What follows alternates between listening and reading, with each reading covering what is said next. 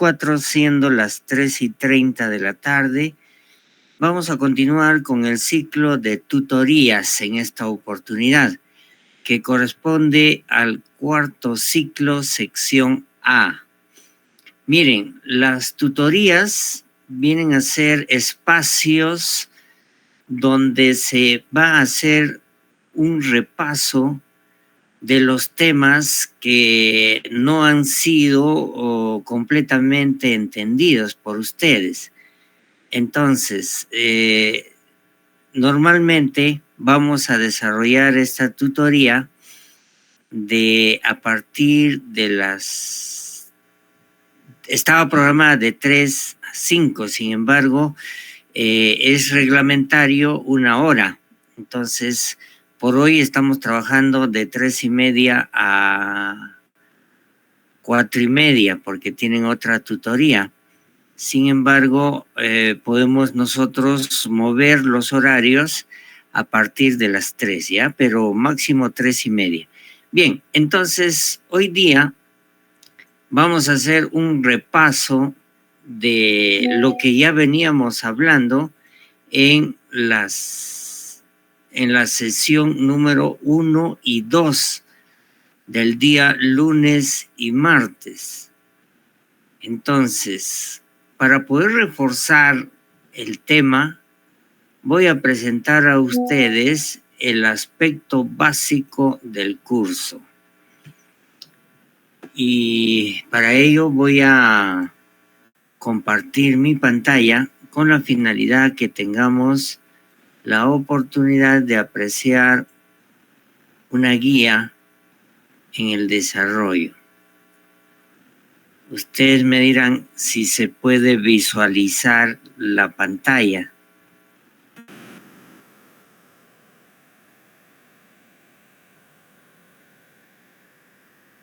Hola, ¿se puede ver? Sí, licenciado. Sí, licenciado. Gracias. Miren, cuando hablamos de los aspectos básicos de la contabilidad de costos, tenemos que ubicarnos primeramente en la estructura organizacional de la empresa. Entonces, en cualquier organización hay un organigrama, ya ustedes lo han estudiado o lo estudian dentro de los otros cursos, en el sentido de que existen varios tipos de organigrama, ¿no? Y en ese estudio ustedes habrán podido apreciar de que las organizaciones, para poder tener un mejor manejo de la gestión, requieren de 4 elementos fundamentales: la planificación, la organización, la dirección y el control. Y cuando tocamos el tema de organización, podemos entender que la empresa requiere de una estructura organizacional. Y ese organigrama, ¿no?, mostrada ya sea por un organigrama funcional, un organigrama distributivo, un organigrama en espiral, pero debe establecer claramente cuáles son las funciones. Para eso seguramente ustedes han tomado en cuenta que se debe elaborar guías, se debe elaborar manuales, como por ejemplo el reglamento de organización y funciones, el manual de organización y funciones. Entonces, esa herramienta permite estructurar organizacionalmente la empresa. Entonces, una gerencia, una dirección, un funcionario va a ser efectivo en la medida en que haya definido claramente la estructura organizacional y que esta esta estructura viene a ser la creación de una distribución de las actividades, ¿no? Para que cada empleado, para que cada trabajador conozca cuáles son sus funciones en el desempeño de sus actividades.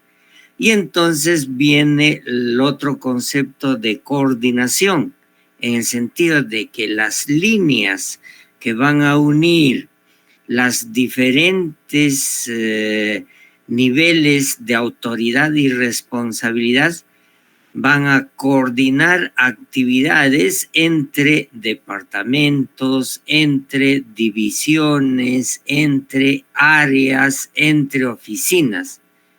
Entonces, la metodología de la organización, y en este caso específico del organigrama, está orientado a que las líneas de coordinación permitan pues una comunicación formal, una comunicación fluida dentro de los integrantes de la organización.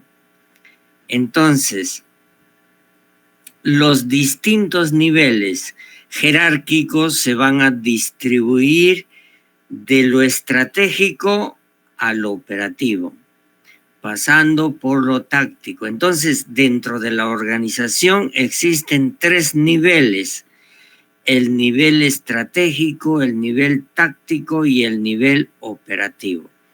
En el nivel estratégico están aquellas personas que van a dirigir los destinos de la organización, como los funcionarios, los directivos, aquel personal de liderazgo en la organización. Son la mente pensante de las actividades que va a realizar la empresa. En el nivel táctico está más que nada la coordinación con personas que van a llevar a ejecutar las ideas de lo estratégico. Y finalmente, en la parte inferior está el nivel operativo. Ahora, los distintos niveles se van a comunicar por medios formales. En este caso, ustedes habrán visto en un organigrama las diferentes líneas, ¿no?, que van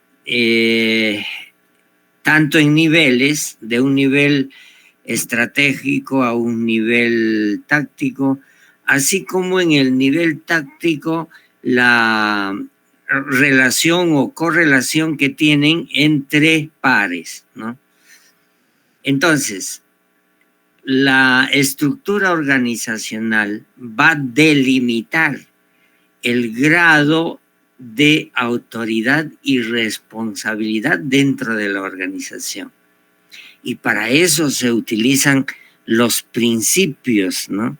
Recordarán cuando estudiaban a Henry Fayol, a Frederick Taylor, en el sentido de los pensamientos iniciales de la administración. Entonces, para que una organización sea eficiente, crezca, se desarrolle en un mercado competitivo, es necesario definir claramente cuáles van a ser las áreas administrativas, las divisiones, los departamentos, las unidades, con la finalidad de llevar a cabo un control adecuado de la gestión. Ahora, en el ámbito manufacturero, ¿no?, cuando hablamos nosotros de una organización productiva, de igual manera, estos mismos conceptos van a orientarnos a poder mejorar los procesos para poder identificar cuáles son los departamentos especializados. Por ejemplo, en la producción de una carpeta. Originalmente, cuando una empresa es pequeña, vemos nosotros, pues no en la vida real, un carpintero. Un carpintero fabrica carpetas a solicitud de los clientes, ¿no? Entonces, el proceso que sigue es primeramente la compra de la madera. Luego de la madera viene a comprar los siguientes materiales que van a permitir la construcción de ese producto final. Pero es una sola persona que compra, que traslada, que fabrica, que vende. Eso en organizaciones más constituidas, como es, por ejemplo, una sociedad, ¿no? En una sociedad eso no podría ser de repente factible, no podría una sola persona dedicarse a hacer todas las funciones encargadas para la producción de la carpeta. Y para ello se requiere de una estructura orgánica. Ahora, sabemos que en la organización se debe optimizar los recursos y entonces la contabilidad de costos va a permitir identificar aquellas áreas o departamentos especializados, como por ejemplo el departamento de compras de materia prima, la selección, la cotización, la compra de madera, requiere pues una especialización que permita optimizar los recursos, ¿no? Para ello, el área de compras, ¿no? El área de materia prima va a proveer los productos necesarios para la producción. Dentro de esa distribución también pues habrá un departamento de producción, ¿no? A donde se aglutine una cantidad de personas, de obreros que puedan recibir las órdenes de una jerarquía, como es el caso de un gerente, de un administrador, de un funcionario de más alto rango para poder tomar decisiones. Y finalmente el área de acabado, pintura, el control de calidad, etc. Entonces, estos niveles van a generar una estructura organizacional, ¿no? Y cuando nos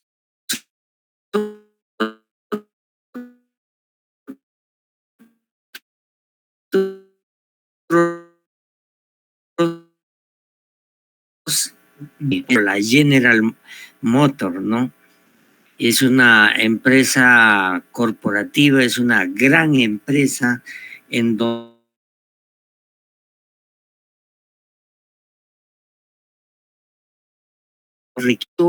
de departamentos, de unidades, de áreas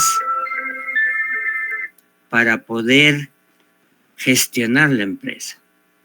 Ahora, aquí solamente podemos ver la distribución a nivel local, es decir, que esta estructura es el comportamiento de una empresa a nivel solamente de una empresa, ¿no? Pero cuando esta empresa pertenece a un grupo corporativo, cuando existen otras empresas relacionadas con esta estructura, ya el organigrama cambia, ¿no? Entonces, de acuerdo a esta estructura organizacional, primeramente tenemos los shareholders, ¿no?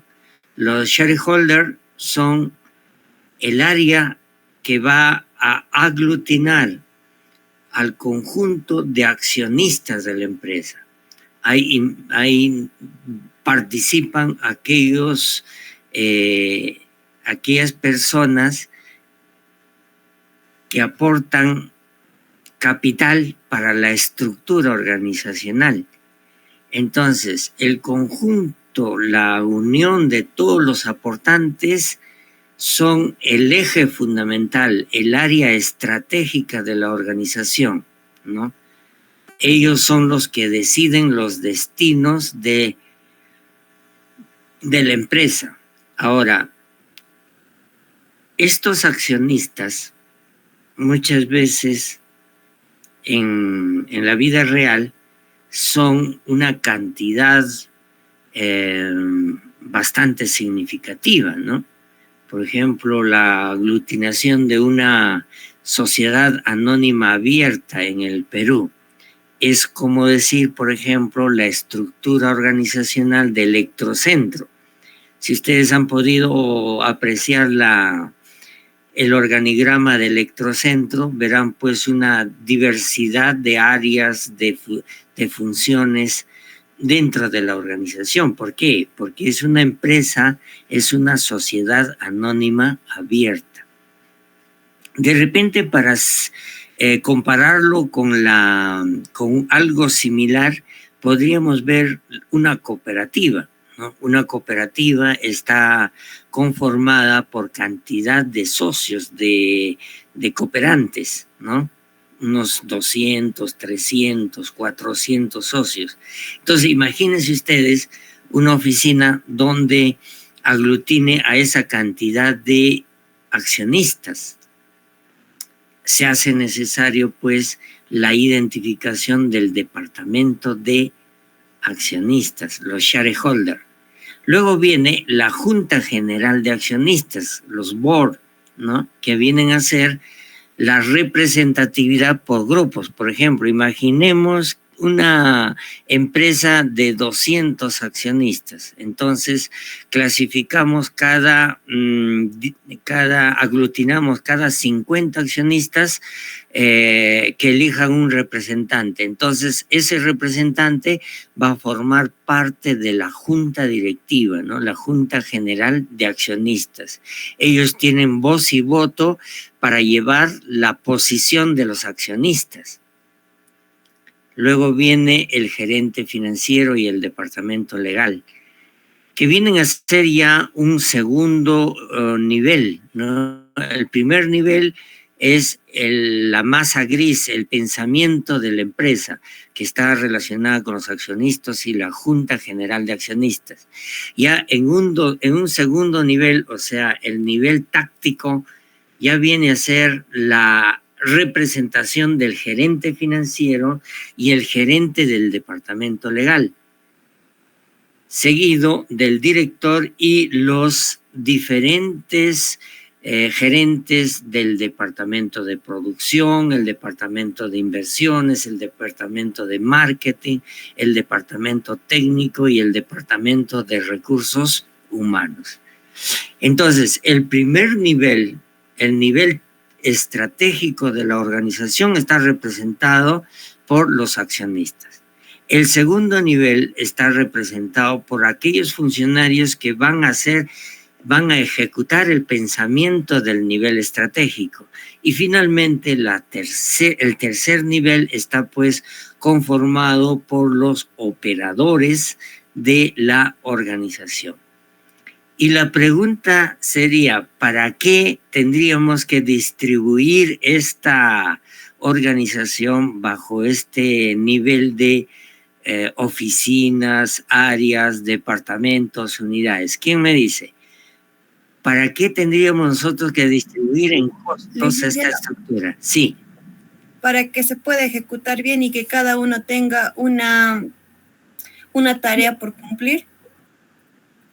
Perfecto, pero estamos hablando de gestión en ese sentido. ¿Y en costos para qué serviría? Para proporcionar los gastos por sectores, por departamentos. Perfecto, perfecto. ¿Apellido? Garrido, licenciado.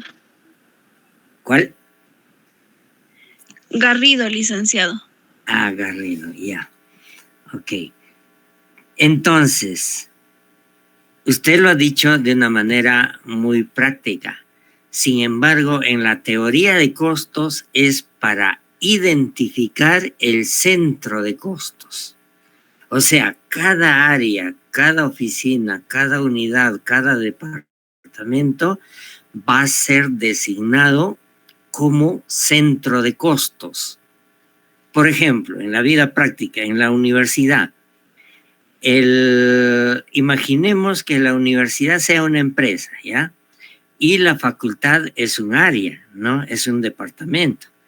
Tenemos la Facultad de Ciencias Administrativas, tenemos la Facultad de Ingeniería y tenemos la Facultad de Ciencias de la Salud. Entonces, esas oficinas, esos departamentos van a tener un centro de costos. ¿Para qué? Para poder, como dice Garrido, para poder identificar los gastos. Entonces, una tarea fundamental de distribuir esa organización en costos es identificar el centro de costos. Entonces, dentro de esta estructura, el que va a organizar los costos es el contralor. Ya alguien habló referente a la experiencia de Gonzalo Vegaso, ¿no? Gonzalo Vegaso ha sido un funcionario de Google que tenía la función de contralor. Y entonces, ¿qué cosa es el contralor? El contralor es el responsable del departamento de contabilidad en costos, en costos, que supervisa todos los departamentos contables. Entonces, imagínense usted una empresa que tenga pues un batallón de contadores. En una empresa pequeña no necesitaría esa función, basta un contador externo, y eso es lo que sucede en la vida práctica, ¿no? Cuando ustedes ven una oficina de contabilidad, ¿no? Esa oficina de contabilidad se encarga de llevar varias contabilidades de empresas comercializadoras, por ejemplo, de abarrotes. También tiene dentro de su cartera la contabilidad de grifos, la contabilidad de ventas de artefactos, etcétera, etcétera. Entonces, un solo contador lleva varias empresas, ¿no? Lleva la contabilidad de varias empresas. Lo que no sucede en las grandes corporaciones. En las grandes corporaciones existe un batallón de contadores para llevar el control, la contabilidad de las empresas, básicamente de aquellas empresas que forman un grupo económico. Por ejemplo, imagínense ustedes, Google tenía más de 370 empresas corporativas que pertenecían a Google. Y entonces el oroíno, ¿no? Gonzalo Vegaso, él es el que gestionaba el control de todas esas contabilidades que unían a Google. Cuando llegó, de acuerdo a su currículum vitae, a su hoja de vida, él comenta, pues, ¿no? Comenta de que cuando llegó a Google, ¿cómo llegó a Google? Primeramente, como oroíno, se fue a Lima a estudiar a la Pacífico, obtuvo 3 títulos: contador, administrador y economista en la misma Universidad del Pacífico. Cuando era estudiante, él tuvo la oportunidad de trabajar en IBM. Entonces, trabajando en IBM, hizo contactos, lógico, para trabajar en IBM, pues manejaba perfectamente el inglés, ¿no?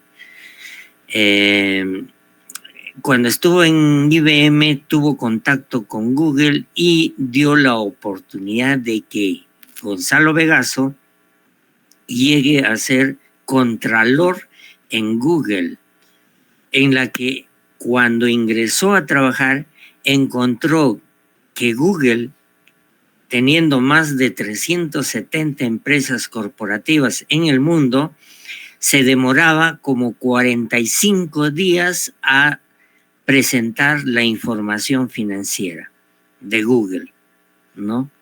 O sea, él estaba a cargo de centralizar, de consolidar toda la información de las más de 370 empresas del mundo. Y esto se demoraba 45 días a pesar de toda la tecnología con que contaba Google, ¿no? Entonces, su primera función, su primer reto fue disminuir esa cantidad de tiempo, ¿no? Para poder optimizar mejor los recursos de Google. Y seguramente en ese tiempo que él estuvo como contralor, ¿no? Logró ser uno de los 100 mejores influyentes, contralores influyentes de los Estados Unidos. Imagínense ese nivel, esa capacidad de poder manejar, ¿no?, la información financiera. Entonces, ahora ustedes dirán, ¿dónde encuentran esa información? Esa información no lo pueden encontrar en Google porque él no divulga su vida personal, ¿no? Tuvimos la oportunidad en un curso que hicimos en la Pacífico, tuvimos la oportunidad de conocer su historia y él nos comentaba, ¿no?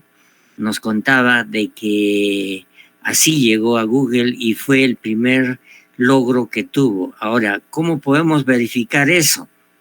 Verificamos a los 100 mejores influyentes de contralores a nivel de los Estados Unidos en esa época donde él estaba, ¿no? Ahí sí podemos encontrar en Google y la calificación de ser uno de los mejores 100 influyentes contralores de, en este caso, del mundo, porque la parte de la información en gestión, en administración, básicamente es literatura occidental, ¿no? Entonces, el contralor es el responsable del departamento de contabilidad que va a supervisar los otros departamentos contables. En este caso, las otras empresas que forman parte del grupo económico, ¿no? Y dentro de las funciones, este contralor forma parte del equipo de la alta gerencia, ¿no? Y es quienes definen la planeación, el control y la toma de decisiones en las empresas. Es decir, que el contador de costos, a pesar de la realidad dentro de la estructura, está en el nivel táctico, pero forma parte del nivel estratégico. ¿Por qué? A través del contralor se pueden tomar decisiones. Para poder hacer una actividad, para poder lanzar la producción de un bien o un servicio, entonces, ¿quiénes toman las decisiones? El nivel estratégico. Y el contador, estructuralmente, dentro de la jerarquía de la empresa, está en el nivel táctico o muchas veces en el nivel operativo. Sin embargo, para la toma de decisiones está en el nivel estratégico. Entonces,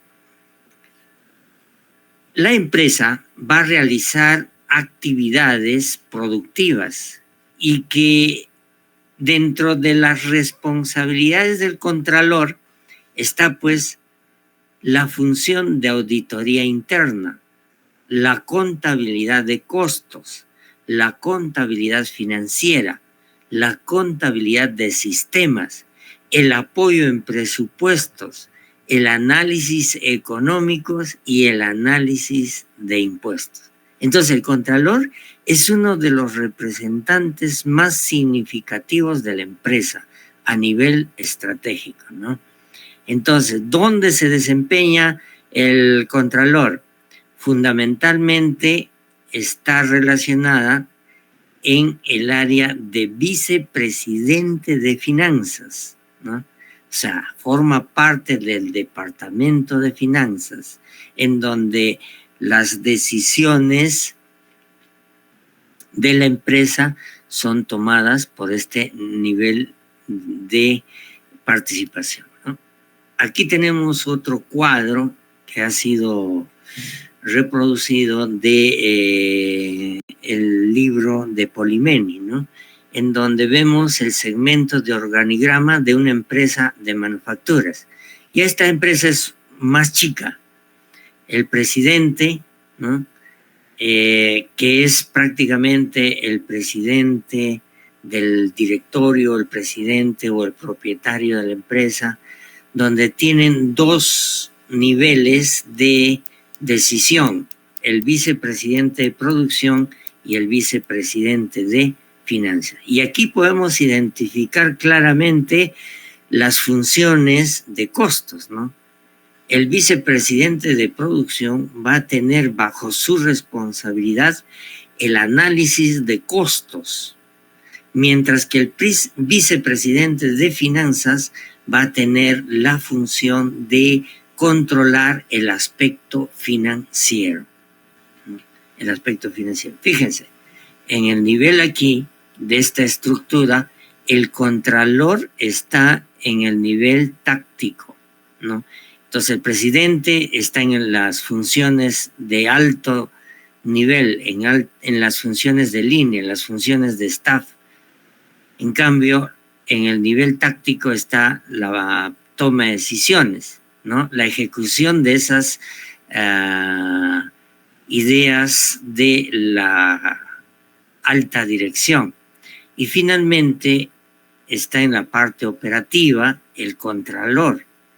Pero como veníamos diciendo nosotros, dentro de la estructura, el contralor estructuralmente en el organigrama está en el nivel operativo, ¿no? Contraloría, tesorería.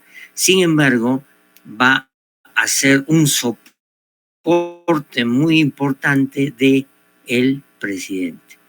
Y lógicamente que el contralor va a ser el responsable de la auditoría interna, de los costos, de las finanzas, de los sistemas, de la parte operativa, de comunicación y de información, así como los impuestos. Entonces, para poder planear la producción se requiere la interrelación que debe tener las áreas de la compañía. Para que exista una adecuada planeación de producción, debe haber pues una relación directa con el proceso productivo, el proceso de producción, los costos, los recursos humanos, los almacenes, las compras, la ingeniería industrial, el proceso comercial y el proceso financiero. Entonces, en la planificación, en la elaboración de un presupuesto, es un sistema que compone fundamentalmente, ¿no? ¿Cuál es el objetivo de la planeación en producción? El proceso productivo. Que el proceso productivo sea de calidad. Pero para que el proceso de producción tenga calidad, debe estar directamente relacionada con estas áreas. Deben estar alineadas todas las decisiones a el proceso productivo. Entonces, para elaborar el presupuesto, se requiere información de qué cosa se va a producir, el proceso de producción. ¿Cuánto cuesta? ¿Quiénes van a participar? Recursos humanos. De cómo se constituyen los almacenes, cómo estamos en la proveeduría de materia prima y si es que requiere la compra de artículos, ¿no?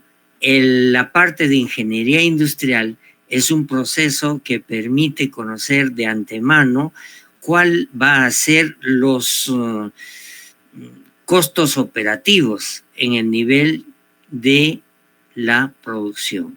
Finalmente, que todo ese proceso esté interrelacionado con lo comercial. Pregunta, ¿por qué tendría que estar relacionada la producción con el proceso comercial? ¿Quién me dice?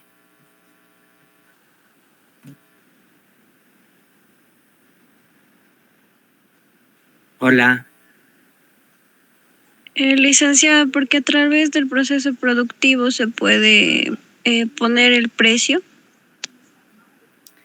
Más bien fundamentalmente porque si no hay venta, si no hay ingreso de liquidez de efectivo, no existe producción. Entonces van de la mano. ¿Cuántas unidades se va a producir? Va a estar en relación de cuántas unidades se va a vender. Entonces, fíjense ustedes, ¿qué es un sistema? Un sistema viene a ser un conjunto de partes que están íntimamente ligadas entre sí para poder lograr un objetivo. Entonces, el proceso comercial forma parte del sistema de producción, ¿se dan cuenta? Y fundamentalmente el proceso financiero para ver la parte de efectivo, la parte de liquidez. Y entonces tenemos que, ya identificamos 3 áreas fundamentales: lo financiero, lo productivo,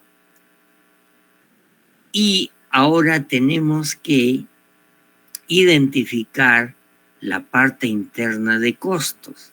Entonces, en la información financiera podemos nosotros utilizar la contabilidad financiera. En la información interna utilizamos la contabilidad administrativa. ¿Y dónde quedan los costos? Los costos vienen a ser la intersección de lo financiero y lo interno. Es decir, que para poder procesar información externa e información interna requiere de un proceso fundamental establecido por la contabilidad de costos. Entonces, la contabilidad de costos se va a encargar de brindar información a los usuarios externos a través de la contabilidad financiera y a los usuarios internos a través de la contabilidad administrativa. Aquí tenemos una estructura, cómo se comporta el proceso contable. ¿Recuerdan ustedes cuando hablábamos de la empresa comercial? En la empresa comercial era mucho más sencilla, ¿no? Comprábamos mercaderías y vendíamos mercaderías. No había mayor distribución de estructura. Sin embargo, en la parte productiva requiere de la integración de los dos aspectos, lo financiero y el aspecto de costos, ¿no? Y esos aspectos financieros se encuentran distribuidas en la estructura de la empresa. Y la comunicación de información va a ser a través de un proceso contable. Entonces, la contabilidad va a brindar información referente a la organización, a la empresa, pero va a depender de las necesidades de información para poder presentar esa información. Entonces, en el aspecto financiero, por ejemplo, tenemos la gerencia, las áreas financieras, caja y bancos, ingresos e egresos, las áreas operativas, almacén de mercaderías, ventas al contado, compras al contado, compras a crédito, las áreas de apoyo administrativo, los recursos humanos, mantenimiento, inventario. Entonces, la organización Financieramente requiere de esta estructura, pero para el proceso productivo requiere de más componentes. Y entonces la contabilidad de costos va a proporcionar esa información. Va a tener las mismas actividades, ¿no?, de la parte financiera. Sin embargo, va a incidir el proceso contable en la producción. Entonces, aquí tenemos algo más específico, ¿no? Las acciones del proceso administrativo que van a apoyar a el sistema de información. Y el sistema de información general va a ser a través del sistema de información contable. De tal manera que la suma del sistema de información gerencial, la gestión, lo financiero, más la información interna, ¿no?, va a dar como resultado el sistema integrado de información. Ahora, dentro del sistema de información contable, nosotros tenemos indicadores contables, tenemos modelo de gestión y contabilidad de gestión.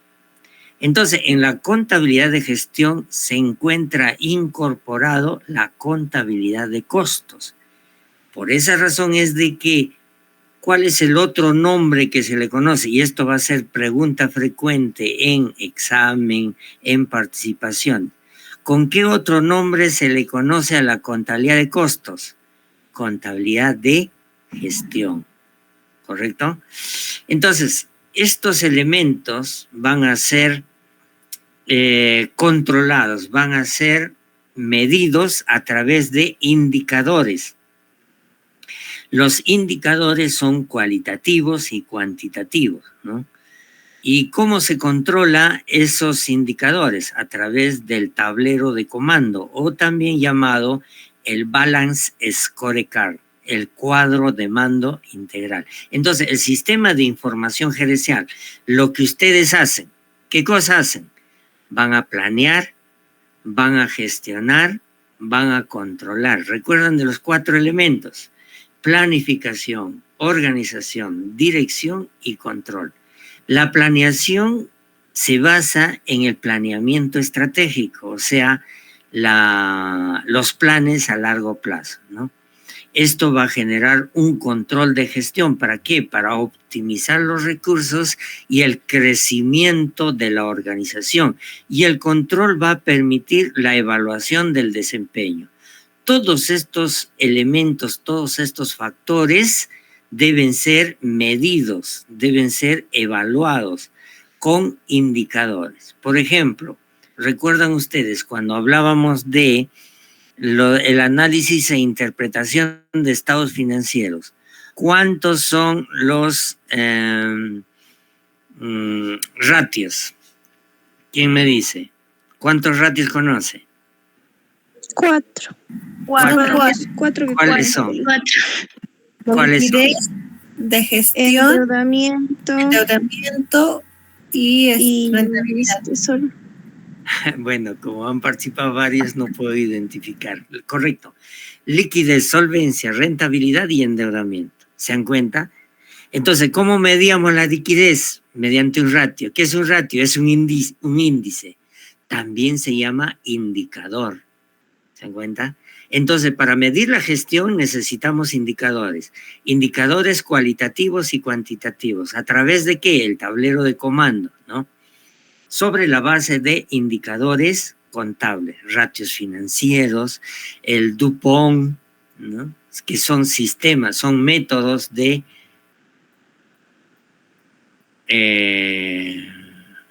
medición. Entonces, para poder presentar la información financiera en la parte comercial, nosotros hablábamos de 2 tipos de contabilidad: la contabilidad financiera y la contabilidad administrativa. La contabilidad financiera brinda información externa, basada en un hecho histórico, cuantitativo, monetaria y comprobable, ¿no? Decíamos, se compra mercaderías. ¿Con qué comprobamos la compra de mercaderías? Con facturas, con boletas. ¿Cuánto cuesta? Monetaria. ¿Podemos medir? Sí. Compramos 600,000, es cuantitativa. Pero es un hecho histórico, o sea, es lo que ha pasado, ¿no? Y para poder registrar esas operaciones necesitamos el uso de el principio de contabilidad generalmente aceptado. Recordarán el PCGA, el PCGE, ¿no? Los NICs, las NIF, y tiene un registro formal. En el ámbito de la contabilidad administrativa, sirve para brindar información interna de la organización. Provee información de costos de los productos. Puede ser actual o proyectada, o sea, pronosticada. Puede ser cuantitativa y cualitativa. Puede ser monetaria o no monetaria. Y puede ser razonablemente estimada. Por ejemplo, en un presupuesto nosotros no sabemos qué es lo que va a pasar en el futuro. Sin embargo, ya conocemos de antemano cómo nos va a resultar la actividad. Entonces, en un proceso productivo, nosotros podemos presupuestar, podemos proyectar, pero también podemos medir actualmente cuánto cuesta, cuánto se necesita para poder producir. Ejemplo, una bebida gaseosa. ¿Cuánto se necesita para producir la gaseosa? Tenemos dos opciones. Uno, conocer lo pasado, lo histórico, y otro, conocer el futuro. Y entonces clasificamos los costos en costos históricos y costos predeterminados. Eso lo vamos a ver más adelante, ¿no? Pero ya les voy indicando de que en la contabilidad administrativa se requiere información actual y proyectada, cuantitativa como cualitativa. En cambio, en el externo no, solamente mostramos información cuantitativa. En lo interno necesitamos una información monetaria y no monetaria. En cambio, en lo externo necesitamos monetaria.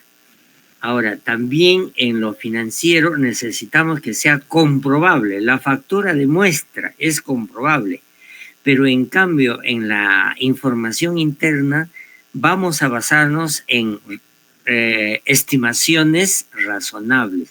Ahora, no pues vamos a decir, ¿no? Como aquel práctico que dice, ya no importa, ponle 50. No, vamos a utilizar métodos, vamos a utilizar técnicas, y estos métodos y técnicas son científicas, ¿no? Hay que tener eso. Entonces decíamos que la contabilidad de costos es la intersección de la contabilidad financiera y la contabilidad administrativa. De tal manera que la contabilidad se diferencia en contabilidad financiera y contabilidad de gestión. Pregunta, ¿con qué otro nombre se le conoce a la contabilidad de gestión? Contabilidad de costos. Entonces, la contabilidad de costos se encarga de la contabilidad analítica y la toma de decisiones. En la contabilidad analítica vamos a utilizar la contabilidad de costos, la planificación y control presupuestario. Por eso es que nuestro curso se llama Costos y Presupuestos. ¿Para qué? Para tomar decisiones. Y estas decisiones pueden ser a corto plazo o largo plazo. Pueden ser decisiones de inversión o de financiamiento. Entonces aquí están las principales diferencias de la contabilidad administrativa y la contabilidad financiera para determinar la definición de la contabilidad de costos. Fíjense, ¿recuerdan el video? Hemos hecho la producción de cemento. Y ahí podemos graficar, fíjense. Aquí tenemos el área de terreno donde se coge la caliza, las maquinarias. Estas maquinarias lo depositan a la trituradora. La trituradora lo envía a los hornos, ¿no? Primero a los lugares de almacenamiento, de ahí al horno, del horno a la producción, de la producción a la venta. Recuerdan cómo hay dos formas de vender, ¿no? ¿Quién me dice? ¿Quién recuerda? ¿Cómo se vende el cemento? Hola. El licenciado en clinker y cemento también. Clinker es la materia prima para elaborar el cemento, pero se vende en camiones y en bolsas. ¿Recuerdan? Un camión está entrando en la fábrica para poder entubar un envase y llenar a esos camiones. Y hay otra máquina que está produciendo, va jalando 200 bolsas por minuto, ¿recuerdan? Entonces, hay dos formas de vender el cemento. Bueno, estamos hablando de empresas corporativas del mundo, ¿no? Aquí en UNACEM, seguramente la venta solo es por bolsas de cemento. También hay pues medianas empresas o pequeñas empresas que se dedican a la producción, ¿no?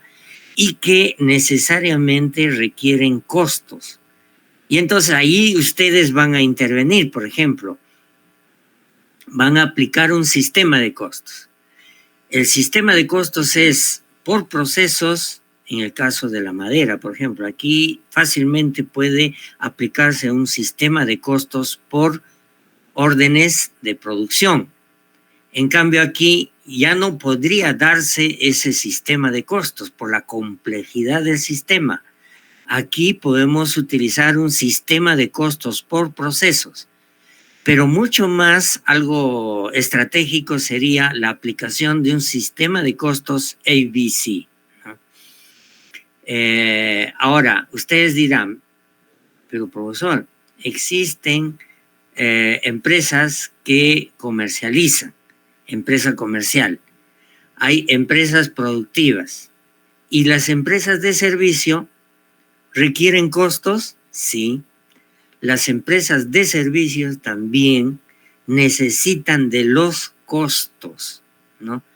El sistema de organización de las empresas de servicio requieren de información referente a los costos. Por ejemplo, la empresa de servicios Electrocentro, ¿no? Electrocentro debe llevar una contabilidad de costos. Tarea voluntaria: averiguar si Electrocentro tiene un sistema de costos, ¿no? Y evidenciarlo. Este sistema, también el agua potable, ¿no? El servicio de agua potable como actividad es un servicio, necesita de los costos. Bueno, como es una empresa pequeña aquí en Tarma, no creo que lleven un sistema de costos especializado, ¿no? Bien, creo que hemos hecho la introducción, ¿no? Ustedes deben repasar los conceptos de contabilidad de costos, qué entienden por contabilidad de costos. Si antes podían participar voluntariamente, ahora en la siguiente clase yo voy a preguntar. Y si no contestan, vamos a disminuir puntos. Beneficio de la contabilidad de gestión. ¿Para qué sirve la contabilidad de costos, ¿no? La contabilidad de costos. Clasificación y ciclo de costos. Fíjense ustedes, existen tipos de costos. Y vamos a ver en clases de que estos costos no necesariamente son fijos. O sea, no podemos clasificar fijamente los costos. Los costos van a ser en función de la producción. En algunos casos utilizarán, según el área donde se producen, costos de distribución, costos de producción, costos de financiamiento, pero simultáneamente van a utilizar el tipo de costos directos y costos indirectos. O de repente también utilizarán los costos relevantes y no relevantes. Entonces, en la aplicación de los costos no existe algo fijo, un tipo de costo. Yo no puedo decir los costos fijos. No puedo identificar como algo fijo de la clasificación. Siempre va a ser complementario. Los costos fijos pueden complementarse con los costos directos y estos a su vez pueden ser costos del periodo y pertenecen al costo de distribución. ¿Se dan cuenta? Entonces no hay una sola clasificación. Fines de los costos, objetivos de los costos, el ciclo de costos, cómo en un proceso productivo intervienen los tres elementos del costo. Y para el ciclo del proceso productivo requerimos nosotros dos áreas fundamentales, el interno y el externo, ¿no? Sabemos que el externo es lo financiero. Y aquí también recordarán ustedes, ¿no?, de la clasificación de las actividades de inversión y actividades de financiamiento, actividades de operación, pero ya con otra denominación en los costos, la denominación en los costos. Aquí tenemos un ciclo de vida del proceso productivo, cómo se elabora una información de costos. Importancia del costo. ¿Por qué es importante el costo? Aquí vamos a reflejar nosotros, ¿no?, la importancia. ¿Para qué sirve? Sirve para determinar el precio, ¿no? Y aquí ya vamos a cambiar. Antes decíamos, en la venta de mercaderías, costo más margen de distribución más impuesto es precio. Aquí, fíjense, el costo total está conformado por los tres elementos: materia prima, mano de obra, carga fabril, que viene a ser el costo primo, el costo de transformación, y la sumatoria de estos tres viene a ser el costo de producción. Y el costo de producción viene a ser el costo total. O sea, la fórmula del costo de ventas bajo otra estructura, ¿no? Y finalmente, el volumen de producción está directamente relacionado con los costos. Vamos a hallar costos fijos, costos variables, costos mixtos en función al volumen de producción. Bien, señores. Esto es el trabajo de hoy día. Voy a pasar lista. A ver qué hora es. Tenemos 2 minutos. Vamos a...